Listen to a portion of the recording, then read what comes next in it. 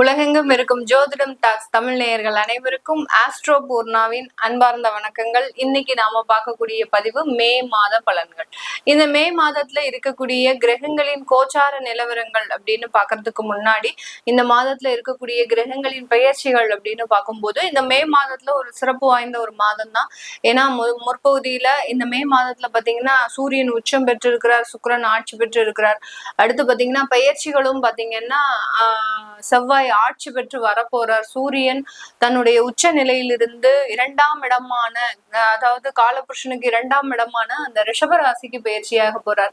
இதனால இந்த மாதத்துல அடுத்து புதனாகப்பட்டவர் இந்த மாதத்தின் இறுதியில தன்னுடைய சொந்த வீடான அந்த மிதுன ராசிக்கு பயிற்சியாகி போகிறார். அதனால இந்த மாதத்துல அந்த கிரகங்களின் சிறப்பு வாய்ந்த ஒரு பெயர்ச்சிகள் அப்படின்றது இந்த மாதத்துல இருக்கு.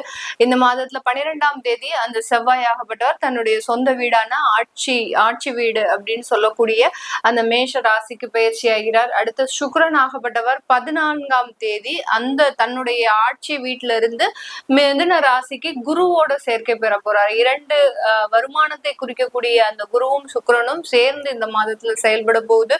அடுத்து 15ஆம் தேதி சூரியனும் புதனும் சேர்ந்து அந்த மேஷ ராசியில இருந்து அந்த ரிஷப ராசிக்கு பயிற்சி ஆகிறார். இதுதான் இந்த மாதத்துல இருக்கக்கூடிய கோச்சார கிரகங்களின் பெயர்ச்சிகள். இந்த பெயர்ச்சிகள் மூலமாக ஒவ்வொரு ராசி என்பர்களுக்கும் என்ன மாதிரியான ஒரு மாற்றத்தை கொடுக்க போகுது, அந்த ராசி என்பர்கள் என்னென்ன விஷயங்கள்ல வளர்ச்சி அடைய போறாங்க அப்படின்றத இந்த பதிவுல நம்ம தெளிவா பார்க்கலாம். இந்த சேனல்ல முதன்முறையா பாக்குறீங்க அப்படின்னா சப்ஸ்கிரைப் பண்ணிக்கோங்க, பெல் பட்டன்ல ஆல் ஆப்ஷன் சூஸ் பண்ணிக்கோங்க. கன்னி ராசி என்பர்கள் காலபுருஷனுக்கு 6ஆம் இடமான அந்த ருணரோக சத்ருஸ்தானத்துல இருக்கக்கூடிய ஒரு ராசி என்பர்கள் கன்னி ராசி என்பர்கள். ஏதாவது படபடான முதல் வேலையா செஞ்சுட்டு ஐயோ நம்ம செஞ்சிட்டோமே அப்படின்னு வருத்தப்படக்கூடியவர்கள் இந்த கன்னி ராசி என்பர்கள். ஒரு முக்கியமான முடிவெடுக்கிற நேரத்துல பாத்தீங்கன்னா இவர்களினுடைய மனநிலையோ இல்ல சிந்தனையோ பாத்தீங்கன்னா அலைபாயக்கூடிய ஒரு அமைப்பு வாய்ந்தவர்கள் இந்த கன்னிராசி என்பர்கள் தான். இந்த கன்னிராசி என்பர்களுக்கு ஒரு ஸ்மார்ட்னஸ் அதிகமா இருக்கும். அது ஒரு முக்கியமான ஒரு விஷயம். எல்லா இடத்துலயும் ரொம்ப ஸ்மார்ட்டா வேலை செய்வாங்க. எல்லா இடத்துலயும் ஒரு புத்தி கூர்மை அதிகப்படியாக இருக்கும். ஒரு கிரகிக்கக்கூடிய ஒரு தன்மை அதிகப்படியாக இருக்கும். ஒரு வேலை சொன்னா அப்படின்னா இதை நிறைய வாட்டி இவர்களுக்கு சொல்லணும்னு தேவையில்லை. இந்த இதை இப்படி செஞ்சா இப்படி வந்துரும் அப்படின்னு ஒரு வாட்டி சொன்னா போதும், உடனே பிடிச்சிட்டு அதை வேலை செய்யக்கூடிய எல்லாம் இருந்து என்ன பிரயோஜனம்? ஆனா பாத்தீங்கன்னா இவர்களுக்கு எல்லா விஷயங்களும் இவர்களுக்கு சாதகமாக இருந்தாலும் கடைசி முடிவெடுக்கக்கூடிய ஒரு நேரத்துல அதிகப்படியாக ஒரு மனநிலை தடுமாற்றம் அப்படின்றது இந்த கன்னிராசி என்பவர்களுக்கு இருக்கும். ஒரு கோர்ஸ், ஒரு மாணவர்களாக இருக்கிறாங்க அப்படின்னா இந்த இடத்தை சூஸ் பண்ணணும். ஒரு இன்ஜினியரிங் படிக்கணும், ஒரு மெடிக்கல் படிக்கணும், இல்ல ஒரு டிஃபென்ஸுக்கு படிக்கணும், இல்ல ஒரு IAS IPS படிக்கணும், இல்ல எந்த விதமான ஒரு AI சம்பந்தப்பட்ட படிப்பு இந்த மாதிரியாக ஏதோ ஒரு இடத்துல ஒரு துறையில நம்ம சிறந்து விளங்கணும் அப்படின்னு நினைக்கக்கூடிய நேரத்துல அந்த முடிவை எடுக்கக்கூடிய நேரத்துல கன்ஃபியூஸ் ஆயிடுவாங்க. நான் ஏன் இதை செய்யக்கூடாது, அடுத்து கோர்ஸ் எடுத்துட்டு நான் தப்பான கோர்ஸ் எடுத்துட்டேன், நான் ஏன் அந்த கோர்ஸ் எடுத்திருக்க கூடாது, இப்படி தன்னுடைய முடிவுல ஒரு நிலையான ஒரு முடிவு இல்லாமல் ஒரு தடுமாற்றம் அடைபவர்கள் நம்ம கன்னிராசி என்பர்கள். எப்படிப்பட்ட இந்த கன்னிராசி என்பர்களுக்கு இந்த மாதத்துல பாத்தீங்கன்னா உங்களுடைய உபஜய ஸ்தானாதிபதி, சகோதர ஸ்தானாதிபதி அப்படின்னு சொல்லக்கூடிய அந்த செவ்வாய் வந்து பாத்தீங்கன்னா உங்களுடைய 8ஆம் இடத்திற்கு வருகிறார். 8ஆம் இடம் அப்படின்றது பாத்தீங்கன்னா அதிகப்படியான பிரச்சனைகளை கொடுக்கும். அதனால உடன் பிறந்தவர்களோடு சண்டை சச்சரவுகள், உடன் பிறந்தவர்களோடு தேவையில்லாத ஒரு கருத்து வேறுபாடுகள், இது எல்லாமே ஏற்படக்கூடிய ஒரு நேரமாக தான் இந்த மே மாதம் இருக்கும். அப்படி இருக்கும்போது என்ன பண்ணணும்? அவர்கள்கிட்ட பெரிய அளவுக்கு பேச்சுவார்த்தை அப்படின்றது வச்சுக்க கூடாது. இந்த காலகட்டம் நீங்க அதாவது உடன் பிறந்தவர்கள் சேர்ந்து ஏதாவது தொழில் செய்றீங்க அப்படின்னா அந்த தொழிலுக்குள்ள சில பிரச்சனைகள் வருவதற்கும் உண்டான ஒரு தருணமாக தான் இருக்கும். நோய் தொந்தரவுகள் அப்படின்றது இந்த காலகட்டம் வர்றதுக்கு உண்டான ஒரு நேரம். ஒரு வயதானவர்கள் இருக்கிறாங்க அப்படின்னா, ஒரு இடத்துக்கு வெளியில போறாங்க அப்படின்னா அவர்களுக்கு ஃபர்ஸ்ட் எய்ட் அப்படின்றது எல்லாத்தையுமே கொடுத்து விடணும். அப்படி கொடுக்காத பட்சத்துல ஏதோ ஒரு இடத்துல சில தடுமாற்றங்கள், சில இடத்துல மயங்கி விழக்கூடிய ஒரு தருணம். அடுத்து பாத்தீங்கன்னா பிளட் ப்ரெஷர், இது எல்லாமே அதிகமாகிறதுக்கு உண்டான ஒரு தருணம். சுகர் அப்படின்னு சொல்லக்கூடிய டயபெட்டிஸ் அதிகமாகக்கூடிய ஒரு தருணம். இது எல்லாமே இருக்கிறதுனால கொஞ்சம் கவனமாக இருக்கணும். நோய் தொந்தரவுகளின் ஆதிக்கம் அப்படின்றது அதிக அதிகப்படியாக இருக்கக்கூடிய ஒரு நேரமாக இருக்கும். வெளிநாட்டுல இருக்கக்கூடியவர்களுக்கு இந்த மே மாதம் இந்த கன்னிராசி என்பவர்களுக்கு அவர்களினுடைய வேலையில நிறைய வளர்ச்சிகள் இருக்கும்.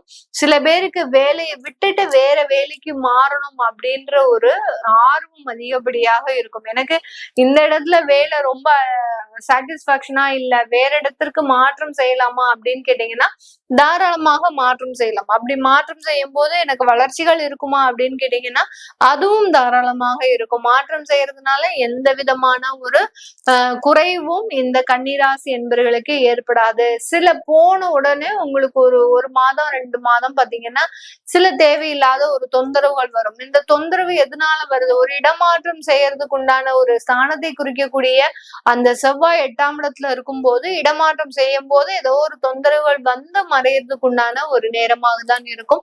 9ஆம் இடத்துல சூரியனும் புதனும் இருக்கிறார். அதனால இந்த 9ஆம் இடம் அந்த பாக்கியஸ்தானத்துல இருக்கிறதுனால அப்பாவினுடைய முழு ஆதரவும் அப்பாவினுடைய சொத்துக்களும் வந்து சேர்வதற்குண்டான ஒரு தருணமாகவும் தான் இந்த கன்னிராசி என்பவர்களுக்கு இருக்க போது. இந்த காலகட்டம் திருமண வரன்கள்ல கொஞ்சம் பாதிப்புகள் இருந்தாலும், ஏற்கனவே பார்த்த வரன்கள் கல்யாணம் வரைக்கும் போயிட்டு எங்களுக்கு நின்னு போச்சு அப்படின்னு சொல்லக்கூடியவர்களுக்கு இந்த இடத்துல உங்களுக்கு மீண்டும் அந்த வரன் பார்க்கக்கூடிய முயற்சிகள்ல நல்ல ஒரு மாற்றங்கள் ஏற்படக்கூடிய ஒரு நேரம். ஏன் வரன் பார்க்கும்போது இந்த மாதிரியாக எல்லாம் பிரச்சனைகள் வருது அப்படின்னு கேட்டீங்கன்னா சனி சந்திரன் சேர்க்கை, அதாவது உங்களுடைய 7ஆம் இடத்துல சனி பகவான் உங்களுடைய ராசியை பார்க்கறதுனால இந்த புணர்வு தோஷம் அப்படின்றது வரும். இது முக்கியமா அந்த திருமணம் சார்ந்த விஷயங்கள்ல தான் அதிகப்படியாக பாதிப்புகளை கொடுக்கக்கூடிய ஒரு தருணமாக இருக்கும். அதனால இந்த கன்னிராசி என்பவர்களுக்கு வரன் பார்க்கக்கூடிய விஷயத்துல ஏதாவது பாதிப்புகள் இருந்தாலும் அதை பெரிய அளவுக்கு மனசுல போட்டு குழப்பிக்காதீங்க. முதல்லயே நான் சொன்ன மாதிரி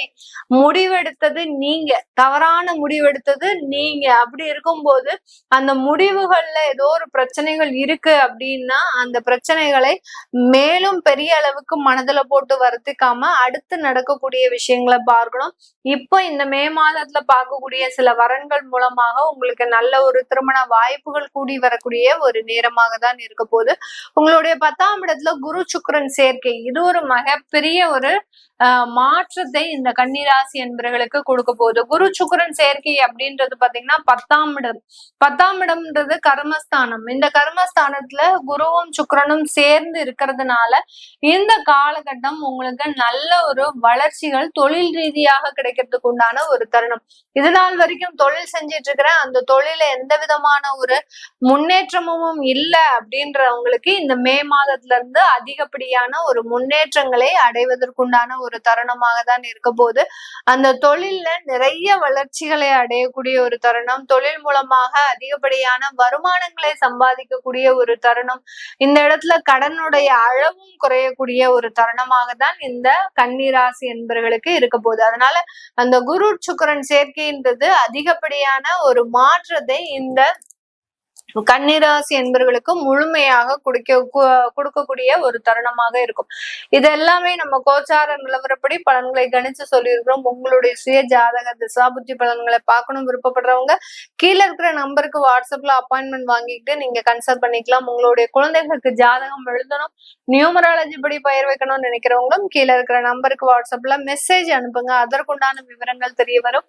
உங்களிடமிருந்து விடைபெறுவது உங்கள் ஆஸ்ட்ரோபூர்ணா. நன்றி, வணக்கம்.